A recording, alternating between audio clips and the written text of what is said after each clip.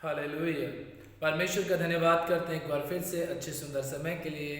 और मैं आप सबों का हमारे जयवंत मिनिस्ट्री बादपुर के यूट्यूब चैनल पर मैं आप सबों का हार्दिक स्वागत करता हूँ। प्रियो, उम्मीद करता हूँ कि आप एकदम ठीक होंगे, परमेश्वर के अनुग्रह और उसकी सामर्थ्य में बहुत ही जबरदस्त तरीके से स्वस्थ रहे होंगे और परमेश्वर का आत्मा प्रतिदिन आपकी अगुवाई कर रहा होगा। प्रियो, आज मैं आपको एक वचन के द्वारा इस बात को बता देना चाहता हूं कि अक्सर क्या होता है कि लोग आज भी सवाल जवाब बहुत जबरदस्त तरीके से करते हैं। यीशु मसीह के सामने एक सवाल आया। कुछ सदूकी और फरीसियों ने प्रभु यीशु मसीह के सामने एक सवाल रखा और वो सवाल ऐसा था कि क्यों तेरे चेले हमारे पूर्वजों की परंपराओं को तोड़ते हैं। चेले क्यों पूर्वजों की परंपराओं को तोड़ते हैं। और ये जो सवाल था ये प्रभु यीशु मसीह के सामने क्यों रखा उन्होंने, क्या मकसद था, क्या कारण था। क्या वो यीशु मसीह की परीक्षा लेना चाहते थे या फिर वो चेलों को बदनाम करना चाहते थे या फिर वो चेलों को यीशु मसीह से अलग करना चाहते थे या फिर चेलों के माध्यम से वो यीशु मसीह को पकड़ना चाहते थे।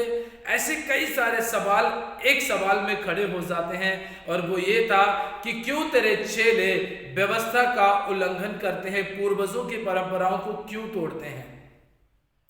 मैं आपको एक बात बता देना चाहता हूं कि आज के माहौल में जब हम देखते हैं, आप सब लोग इस बात को अच्छी तरीके से जानते हैं कि कितने सारे लोग हैं जो इस समय पर क्या करते हैं, शादियां करते हैं या फिर जन्मदिन के प्रोग्राम करते हैं या फिर अपनी शादी की सालगिरह को सेलिब्रेट करते हैं।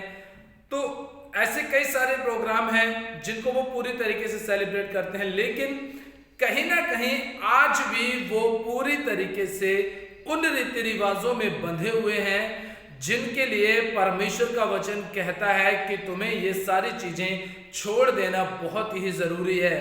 क्यों? क्योंकि हम परमेश्वर और संसार दोनों से बराबर का प्रेम नहीं रख सकते। क्यों?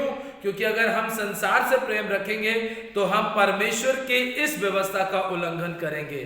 क्यों? क्योंकि संसार हमें परमेश्वर की नजदीकी में जाने के लिए तैयार नहीं करता है, बल्कि परमेश्वर से दूर होने के लिए हमें तैयार करता है। आज के वचन के द्वारा मैं इस बात को बता देना चाहता हूं कि जब वो शादियां करते हैं तो शादियों में बहुत सारे रीति रिवाज ऐसे होते हैं जो अभी भी परमेश्वर की व्यवस्था के खिलाफ में है, मसीह यीशु की प्रेम भरी व्यवस्था के विपरीत चलते हैं। और फिर भी अपने आप को कहते हैं कि हम परमेश्वर पर विश्वास करते हैं, परमेश्वर का आदर करते हैं, परमेश्वर की नजदीकी में चलते हैं, परमेश्वर की अधीनता में चलते हैं। वो आज भी इस बात को बोलते रहते हैं। प्रियो, आज मैं आपको बता देना चाहता हूं मरकुस रचित सुसमाचार उसका 7 अध्याय, जो लोग शादी विवाह में या जन्मदिन के प्रोग्राम में या किसी अन्य प्रोग्राम में जो अभी भी संसार के रीति रिवाजों के साथ में बंधे हुए हैं, मैं आप सबों के लिए इस वचन को बताना चाहूंगा और मैं आप सबों को सतर्क और सावधान करना चाहूंगा कि आप भी आने वाले समय में आप इन सब प्रकार के बुरे कामों से बच सकें। आपने देखा होगा कई जगह पर, क्या देखा होगा मैं इस बात को आपको बताऊंगा, लेकिन इससे पहले मैं आपके लिए वचन जरूर पढ़ना चाहूंगा और वचन से पहले मैं एक छोटी सी प्रार्थना आपके लिए करना चाहूंगा ताकि परमेश्वर का आत्मा आपको इस वचन की गहराई को समझने में और मुझे भी गहराई को समझाने में अगुवाई कर सके। आइए हम सब लोग प्रार्थना में जाएंगे। सर्वशक्तिमान और दयालु और सामर्थ्य अनुग्रहकारी जीवित पिता, हम एक बार फिर से प्रभु यीशु मसीह के सामर्थ्य नाम से आपके पास आते हैं। प्रभु, सारा आदर महिमा गौरव जलाल सम्मान हम आपको देते हैं और प्रार्थना करते हैं इस समय विशेषकर प्रभु जी आज आपके पवित्र सामर्थ्य वचन के लिए, जबकि प्रभु जी आज हम तेरे वचन से सीखने वाले हैं मेरे परमेश्वर पिता कि हम पूरी तरीके से प्रभु जी तेरी व्यवस्था के अनुसार चलना चाहते हैं। हम सिर्फ होठों से तेरा आदर करना नहीं चाहते, बल्कि होठों से भी, मन से भी इस शरीर से भी, प्राण से भी, आत्मा से भी हम आपकी व्यवस्था को पूरा करना चाहते हैं प्रभु यीशु मसीह। हे प्रभु, आज हमें पिता परमेश्वर उन सभी प्रभु बातों से बचाना जो लोग, जो भाई बहन अभी भी पिता संसार की प्रभु जी नियम कायदे कानून में बंधे हुए हैं, आज उन सबों को अपने वचन की सामर्थ्य से प्रभु उस संसार की कानून भरी व्यवस्था से छुटकारा देना प्रभु, और अपनी आत्मा से परिपूर्ण करके चलाना प्रभु जी। जो लोग अभी भी संसार में अपनी जिंदगी को जी रहे हैं, हे परमेश्वर, इनके ऊपर मैं तेरी छुटकारा का सामर्थ्य मांगता हूँ प्रभु। ये संसार की जिंदगी को छोड़ करके आत्मा में चले, आत्मा की बात माने और पवित्र आत्मा के द्वारा अपनी जिंदगी को उस महिमा में सिंहासन के सामने ला सकें जिसके लिए उन्हें इस दुनिया में बुलाया गया है। हे परमेश्वर, आज जितने भी भाई बहन इस वचन को सुनते हैं प्रभु, इनके घराने पर, इनके घर पर, इनके रोजगार पर, इनके परिवार पर, इनकी कोई छोटी दुकान है, कोई शॉप है, उस पर कोई बड़ा बिजनेस है, उस पर कोई सरकारी जॉब करता है, उस पर कोई प्राइवेट जॉब करता है, उस पर प्रभु इन सबों पर मैं तेरी आशीष और तेरी बरकत को मांगता हूँ। इनकी खेतीबाड़ी पर यीशु मसीह में तेरी बरकत मांगता हूँ। यदि कोई बीमार है, परेशान है, तकलीफ में, समस्याओं में है प्रभु, इनकी बीमारी, इनकी परेशानी, इनकी तकलीफों को दूर करना और अपने लहू के द्वारा इन्हें ब्लेस करना, आशीषित करना है पिताजी। खुदावन, आपने सच में ऐसा किया है, हम आपका दिल से और मन से धन्यवाद करते हैं पिता परमेश्वर जी। आगे का समय आपके हाथों में सौंपते हैं, यीशु के नाम से मांगते हैं, आमीन, हालेलुया। विश्वास कीजिए कि इस प्रार्थना में जो कुछ भी आपके लिए मांगा गया है वो परमेश्वर ने हाँ और आमीन में जवाब दे दिया है। हालेलुया। प्रिय, परमेश्वर का वचन कहता है यहाँ पर, जब हम इस वचन को पढ़ते हैं तो लिखा है मरकुस 7 अध्याय और उसके एक वचन से लिखा है, तब फरीसी और कुछ शास्त्री जो यरूशलेम से आए थे उसके पास इकट्ठा हुए और उन्होंने उसके चेलों को अशुद्ध अर्थात बिना धोए हाथों से रोटी खाते देखा, क्योंकि फरीसी और सब यहूदी पूर्वजों की परंपरा पर चलते थे और जब तक भली भांति हाथ नहीं धो लेते तब तक नहीं खाते थे, और बाजार से आकर जब तक स्नान नहीं कर लेते तब तक नहीं खाते। और भी बहुत सी अन्य बातें हैं जो उनके पास मानने के लिए पहुंचाई गई हैं, जैसे कटोरों और लोटों और तांबे के बर्तनों को धोना और मांजना। ये सारी बातें थी और ये सारी चीजें थी। पूरी तरीके से उन्होंने यीशु मसीह के चेलों को क्या किया, बिना हाथ धोए क्या देखा, खाना खाते हुए देखा। प्रियो, एक ये मैं बात बता देना चाहता हूं, आज भी ऐसा होता है कि अगर कोई एक अमीर व्यक्ति किसी गरीब व्यक्ति के पास में चला जाए जिसके पास में बहुत बड़ी बिल्डिंग है, मैं सबकी बात नहीं कर रहा हूं लेकिन कुछ लोगों को मैंने अपने जीवन में भी अनुभव किया है। जिस समय पर मैं एक जगह पड़ती है, काशीपुर जगह पड़ती है, मैं वहां पर जब प्रार्थना करने के लिए जाता था, मतलब मैं वहां पर पहले रहता था, तो वहां पर मेरे घर में अगर कोई व्यक्ति आता था तो वो क्या करते थे, हमारे घर का पानी तक नहीं पीते थे। मतलब सिर्फ हमारे यहाँ का ही नहीं बल्कि बहुत सारे घरों का वो पानी नहीं पीते थे। क्यों नहीं पीते थे? क्योंकि उनको गिलासों में बदबू आती थी। और दूसरी बात यह है कि वो अगर जरा सा भी कहीं भी गंदगी से लगाई दिखी तो वो बिल्कुल पानी नहीं पीते। यहां तक कि वो किसी के घर का पानी ना पीते थे, ना खाना खाते थे, कुछ भी नहीं था। यहां तक कि शादी ब्याह में भी जाते थे तो जो भी अपना सगुन देने का होता है वो देकर के वो चले आते थे, शादी विवाह में भी खाना नहीं खाते थे। ऐसी उनकी सोच और ऐसी उनकी धारणा थी, ऐसे उनके मन के विचार थे, क्योंकि वो ये सोचते थे कि हम अशुद्ध ना हो जाएं। तो जिस तरीके से उनको बहुत समझाया गया, मैंने भी समझाया और कई सारे हमारे प्रभु के सेवकों ने भी समझाया, लेकिन उनकी समझ में नहीं आया। धीरे धीरे उन लोगों ने दूर होना शुरू कर दिया, क्योंकि जब वो किसी के घर खा पी नहीं सकते तो उनके घर में कोई आना जाना भी नहीं करता था। ऐसे ही प्रयोग यहाँ पर भी ऐसा लिखा है। आज भी बहुत सारे मैंने ऐसे लोगों को देखा है, मैं किराए पे रहता था, उनके पास बड़ी बिल्डिंग थी, वो बहुत अमीर थे। मैं ये नहीं कह रहा कि सारे अमीर, बहुत कम ऐसे लोग हैं जो इस तरीके से ऐसी घटनाओं को घटने के लिए अपने आप को तैयार करते हैं। किसी गरीब व्यक्ति के घर का वो पानी नहीं पी सकते, चाय नहीं पी सकते, वो खाना नहीं खा सकते। क्यों? क्योंकि उनको ऐसा लगता है कि इनके घर खाने से हमारी शान घट जाएगी। लेकिन ये नहीं सोचते कि वो ऐसे गरीबी की हालत में से होकर के, वो नहीं, उनके पूर्वज तो निकल करके गए होंगे, लेकिन वो नहीं सोचते। आज मैं इस बात को बता देना चाहता हूँ, सदूकी और फरीसियों ने भी चेलों को यीशु मसीह के क्या किया, बिना हाथ धोए हुए खाना खाते हुए देखा। मैं आप सबों से एक बात पूछना चाहता हूँ, जिस रोटी के विषय में यहाँ पर ऐसा बोला गया है कि वो हाथ धोए बिना क्या कर रहे थे, खाना खा रहे थे। अरे हमारे किसान भाई बहन हैं, वो खेत के अंदर जब होते हैं ना, तो खेत के अंदर जो पानी लगा रहे होते हैं और उसी पानी से बेचारे हाथ धो करके, या जो पानी उनके लिए लाया जाता है, ऐसे उल्टे सीधे हाथ धो करके खाना खा लेते हैं। और वो खाना उनको नुकसान नहीं पहुंचाता, वो खाना उनके शरीर में ताकत देता है।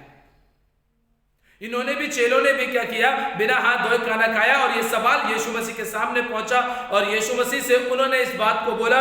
इसलिए उन फरीसियों और शास्त्रियों ने उससे पूछा, तेरे चेले क्यों पूर्वजों की परंपराओं पर नहीं चलते और बिना धोए हाथों से रोटी खाते हैं?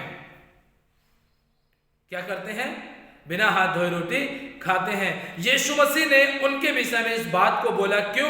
क्योंकि वो ये बात इसलिए नहीं कह रहे थे कि वो यीशु मसीह को पकड़ना चाहते थे, ये चेलों की निंदा करना चाहते थे, चेलों की बुराई करना चाहते थे। ऐसा कुछ भी नहीं था, बल्कि वो यीशु मसीह के ऊपर अपनी उस व्यवस्था को लादना चाह रहे थे, जिस व्यवस्था को यीशु मसीह को पूरा करने के लिए आया था। और हाथ धोना या ना धोना, ये किसकी परंपरा थी? ये पूर्वजों की थी। पूर्वजों की परंपरा के अनुसार आज भी क्या होता है, मैं पहले भी आपको बता रहा, आज भी मैंने बहुत सारे घरों में शादियां देखी होते हुए, और उन शादियों में क्या किया जाता है आप सब जानते हैं। आप सब जानते हैं कि हुक्का होता है, जो हुक्का गुड़र गुड़र करके पिया जाता है। आज भी जब तक वो हुक्का शादियों में ना दें, तो आज भी वो शादी अधूरी हो जाती है। शादियों में शराब ना चले तो वो शादियां भी अधूरी हो जाती हैं। हुक्का दिया जाता है, नशीली चीजें दी जा रही हैं शादियों में। क्यों? क्योंकि ये पूर्वजों की परंपरा थी। वो आज भी 20 साल से मसीह में है, लेकिन वो फिर भी उस व्यवस्था को लेकर के चल रहे हैं, उन पूर्वजों के नियमों को लेकर के चल रहे हैं, जिसका बाइबल से कोई भी लेना देना नहीं है। आज भी ऐसा होता है, मैंने बहुत सारी जगहों पर देखा है। मैं एक बात आपको बता देना चाहता हूँ, एक जगह पर नहीं, कई सारी जगहों पर मैंने देखा है, जब बर्थडे होता है तो थाली लेते हैं, और पता नहीं थाली में क्या क्या चीजें लेकर के पता नहीं चावल लेना और बहुत सारी चीजें, कलर वगैरह, सिंदूर ले लेते हैं, और वो उसकी आप बच्चे की हो या बड़ा हो, उसकी ऐसी इस तरीके से वो थाली घुमाते हैं और फिर उसको टीका लगाते हैं। पुराने पूर्वजों की व्यवस्था को अभी तक लेकर के चल रहे हैं। बाइबल हमें ऐसा नहीं बताती है। यीशु मसीह ने यहां पर इस बात को साफ साफ बोला है। आज भी लोग परमेश्वर में 20 साल से हैं, लेकिन आज भी अपने वही काम कर रहे हैं जिसके लिए बाइबल उनको साफ साफ मना करती है। और हम सोचते भी नहीं हैं, हम विचार भी नहीं करते हैं, और लोग सोचते हैं कि हम मसीह में बने हुए हैं। अरे प्रभु कैसे तुम्हें इन सारी बातों में आशीष देगा, कैसे प्रभु इन सारी चीजों में तुम्हारे जीवन में काम करेगा। पुराने पूर्वजों की व्यवस्था को छोड़िए, मसीह यीशु की प्रेम भरी व्यवस्था का पालन कीजिए। बाइबल जो आपको कहती है उसका पालन कीजिए। आपके बुजुर्गों ने हुक्का दिया, अगर आज आप हुक्का नहीं देंगे तो आप ये मत सोच लेना कि आप स्वर्ग से बाहर चले जाएंगे। नहीं, अगर आपने हुक्का नहीं दिया तो आपको परमेश्वर अपने राज्य में लेकर के जा सकता है। लेकिन अगर नशीली चीजों का आदान प्रदान आप करेंगे शादियों में, तो आप पहले ही उस रिश्ते के अंदर ऐसी चीजों को दे रहे हैं जो पहले ही जड़ से लेकर के दीमक के समान वहीं से काम करना शुरू करेंगी, और वही दीमक आए दिन आपके परिवार को बिगाड़ती चली जाएगी। हालेलुया। इसलिए पुरानी जो व्यवस्था है, पुरानी जो नियम कायदे कानून जो इस संसार के लोगों ने बनाए हैं, उसके अनुसार मत चलिए, कुछ नहीं मिलेगा आपको। अगर चलना है तो यीशु मसीह की व्यवस्था के अनुसार चलिए। मैं सभी मसीह भाई बहनों, आप सबों से मैं ये हाथ जोड़ के विनती करना चाहता हूँ कि सदूकी और फरीसियों के समान अपने मन में कुड़कुड़ाहट को मत रखिए। फिर यीशु मसीह ने उनसे कहा कि तुम लोगों के विषय में यशायाह ने सही सही ठीक ठीक भविष्यवाणी की है। कपटी शब्द किया गया, कपटी, कपट भरा हुआ था उनके अंदर, और वो उस कपट के कारण, अहम घमंड के कारण इस बात को बोल रहे कि हम तो अपने पूर्वजों की व्यवस्था का पालन करते आए हैं, लेकिन तेरे चेले पूर्वजों की व्यवस्था का पालन नहीं करते हैं। तो इन सारी चीजों को लेकर के उन्होंने बोला, और बोलने के बाद में इन सारी चीजों को रखा। प्रियो, यीशु मसीह कहता है, लिखा है तुम लोगों के विषय में, ये लोग होठों से तो मेरा आदर करते हैं पर उनका मन मुझसे दूर रहता है। हम होठों से तो आदर कर रहे हैं, यीशु मसीह की जय, यीशु मसीह की जय। हम चर्च में आना, इधर उधर सारी संगतियों में जाना, हम दिखावा तो कर रहे हैं, लेकिन अंदर क्या भरा पड़ा है? अंदर से वही नशा भरा पड़ा है, तंबाकू भरा पड़ा है, शराब भरी पड़ी है, सिगरेट भरा पड़ा है, धुआं भरा पड़ा है, और इस संसार के सब बुरे रीति रिवाज भरे पड़े हैं। और वही आपको अंदर ही अंदर क्या कर रहा है? अंदर ही अंदर आपको खोखला बना रहे हैं। और आप सोच रहे हैं कि मैं प्रभु के साथ चल रहा हूं, लेकिन आपको यह पता नहीं है कि आपने अंदर से परमेश्वर के आत्मा के मंदिर को गंदा कर दिया है। तो फिर प्रभु कैसे आपको आशीष देगा? इसलिए लिखा, हम होठों से तो आदर करते हैं, लेकिन इसी होठ के बीच में हम तंबाकू भी छिपा करके रखते हैं। रखते हैं कि नहीं? होठ से आदर करना और होठ के या साइड में तंबाकू को छिपा करके रखना। इसी मुंह से हम दूसरों को आशीर्वाद भी देते हैं और इसी मुंह से हम दूसरों को गालियां भी बकते हैं। तो होठों से और मुंह से तो हम आदर कर रहे हैं प्रभु का, लेकिन अंदर क्या भरा पड़ा? गंदगी भरी पड़ी है, बुरे विचार, लुचपन भरा पड़ा है। तो कैसे होगा? फिर आगे लिखा है, ये व्यर्थ मेरी उपासना करते हैं, क्योंकि मनुष्यों की आज्ञाओं को धर्म उपदेश करके सिखाते हैं। जो व्यवस्था में जो बातें मूसा ने नहीं उन्हें दी थी, वो उनको जो उनके लिए लाभदायक हैं, मूसा की व्यवस्था में जोड़ करके उन बातों को धर्म उपदेश करके सिखाते हैं, ताकि लोग उन बातों से क्या करें? उनका डर माने, उनका भय माने, और वो उनको आदर और इज्जत देते हुए परमेश्वर से अलग कर सके। प्रियो, बाइबल हमें ऐसा बताती है, आज भी बहुत होता है। कुछ लोग अपनी पेट की सेवा करने के लिए प्रभु का काम कर रहे हैं। कुछ लोग, मैं सबकी बात नहीं कर रहा, कुछ लोग की बात कर रहा हूं। वो सिर्फ और सिर्फ उनका काम ही यह है दान और दशवांश के ऊपर प्रचार करना। और इस बात का प्रचार करना, मैंने एक बार नहीं कई बार मैंने सुना है। हमारे क्षेत्र की कलीसिया के बहुत सारे विश्वासी जो हमारे चर्च में आते हैं, वही नहीं बल्कि दूसरे लोगों ने भी इस बात को बोला है। और हमने सुना है कि कुछ लोग तो 500 रुपए की दुआ करने के लिए कहते हैं कि नॉर्मल दुआ 100 रुपए की होगी, मीडियम साइज की जो अच्छी दुआ होगी वो 500 रुपए की होगी, और अगर आप एकदम ही चमत्कार देखना चाहते हैं तो 2000 रुपए की आपके लिए हम प्रार्थना करेंगे। कहां लिखा है बाइबल के अंदर कि 100 रुपए, 500 रुपए और 2000 रुपए की तुम दुआ करोगे किसी के लिए तो वो चंगा होगा? बाइबल तो ऐसा बताती है कि धर्मी जन की प्रार्थना के प्रभाव से सब कुछ हो सकता है। तो जो ये नियम 100, 500, 2000 वाला, ये नियम बाइबल का नहीं है, ये नियम खुद मनुष्य का है। और हम सोचते हैं कि मोटों से तो आदर कर रहे हैं, प्रभु को महिमा दे रहे हैं, तो सब कुछ सही है, लेकिन अंदर से क्या भरा पड़ा आपके? सतर्क और सावधान हो जाइए मसीह भाई बहनों, बहुत निकट है यीशु मसीह का आना। इसलिए अपनी तैयारी कीजिए और व्यर्थ कामों में अपने आप को मत उलझाइए, बल्कि परमेश्वर की अधीनता में चलिए, परमेश्वर की नजदीकी में चलिए। परमेश्वर आपके जीवन में काम करने वाला प्रभु है, क्योंकि आगे लिखा है कि क्योंकि तुम परमेश्वर की आज्ञा को टालकर मनुष्यों की रीतियों को मानते हो। मनुष्य की रीतियों को मानते हो। आज बाइबल हमें ऐसा बताती है अपने माता पिता का आदर करना, लेकिन आज क्या हो रहा है? बहुत सारे लोग सोचते हैं कि जल्दी माँ बाप लौट के उनकी जगह जमीन जायदाद हमारे नाम में आए और हम सब प्रकार के ऐशो आराम कर सकें। ये हमारे क्षेत्र की बहुत बड़ी बड़ी घटनाएं हैं। मैं आपको बता देना चाहता हूँ, हमारे क्षेत्रों में भी ये घटनाएं घटती हैं और लोग सोचते हैं कि मैं विश्वासी हूँ। जो लोग ये सोचते हैं कि माँ बाप जल्दी मर जाएं, उनकी जगह जमीन मिले और जगह जमीन जब हम बेचेंगे उसका दशवांश निकालेंगे। अरे कोई काम का नहीं है दशवांश। आप अपने माँ बाप की सेवा कर लो, परमेश्वर इससे खुश होगा। जब आपके पास अपना पर्सनल मेहनत की कमाई का होगा तब आप दशवांश निकाल देना 8-10 साल बाद, लेकिन जब तक माँ बाप जिंदा हैं कम से कम उनकी सेवा करो, परमेश्वर का प्रतिफल आपको मिलेगा। हालेलुया। इसीलिए प्रियो लिखा है यहाँ पर, परमेश्वर का वचन कहता है कि तुम अपनी परंपराओं को मानने के लिए परमेश्वर की आज्ञा को टालना लोगों को सिखा देते हो। और लोग इस बात के ऊपर निर्भर हो जाते हैं कि तेल पानी और पास्टर, तेल पानी और पास्टर, तेल पानी और पास्टर, बस यही 3 चीजें हैं। अरे तेल पानी से अभी कुछ नहीं होने वाला है, पास्टर से कुछ होने वाला नहीं है। यदि आप मसीह यीशु के साथ में चलोगे, परमेश्वर के साथ चलोगे, तो यीशु मसीह खुद आपको चंगा करेगा, पास्टर के द्वारा आपको चंगा करेगा, और पास्टर ने जिस चीज के लिए प्रार्थना कर दिया वो सब आपके लिए आशीष में हो जाएगी।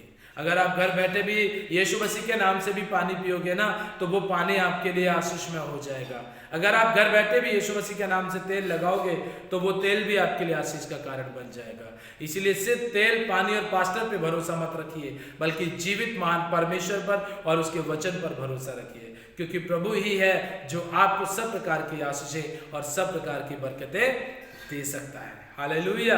इसलिए अब क्या करना चाहिए? हमें इस संसार की व्यवस्था के ऊपर नहीं, वरन यीशु मसीह की व्यवस्था के अनुसार चलना है। प्रभु आज के वचन के द्वारा आप सबों को आशीष दे। सभी को प्यार भरे शब्दों में जय मसीह।